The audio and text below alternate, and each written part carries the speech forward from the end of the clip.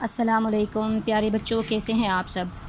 آج ہم کریں گے چھوٹیے اور بڑیے کی درمیانی شکل، اور مقصد ہے کیا میں چھوٹیے اور بڑیے کی درمیانی شکل درست طریقے سے بنا سکتا ہوں یا بنا سکتی ہوں۔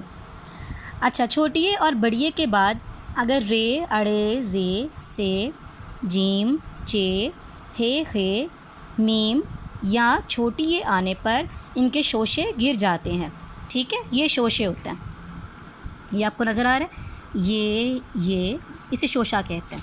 ٹھیک ہے، تو یہ غلط طریقہ ہے، شوشہ نہیں آئے گا کیونکہ رے ہے نا۔ یہ دیکھیں، اس میں ان لفظوں کو، حروف کو آپ نے اچھے سے یاد رکھنا ہے کہ کون کون سی حروف ہیں جن کے بعد شوشے گر جاتے ہیں۔ اب یہ دیکھیں، تیر کا درست طریقہ یہ ہے، بھیڑ کا یہ ہے، اس میں بھی یہ کا شوشہ نہیں بنے گا، پیڑ میں بھی نہیں بنے گا، پیر میں بھی نہیں بنے گا۔ اسی طرح سے آپ نے مزید الفاظ ڈھونڈ کر لکھنے ہیں جن میں شوشے نہیں آتے۔